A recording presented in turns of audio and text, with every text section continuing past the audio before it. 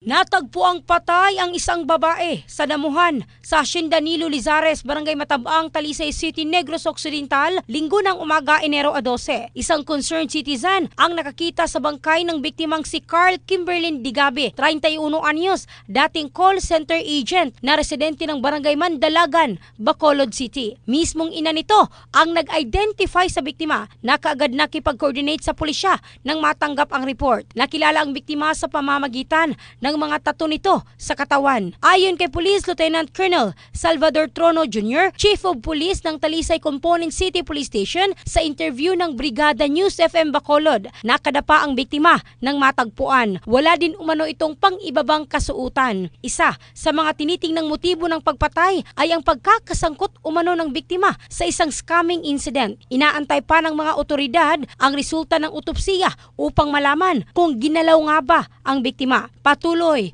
ang investigasyon. In the heart of changing lives, ito si Michelle Craste ng Brigada News Philippines, the Music and News Authority.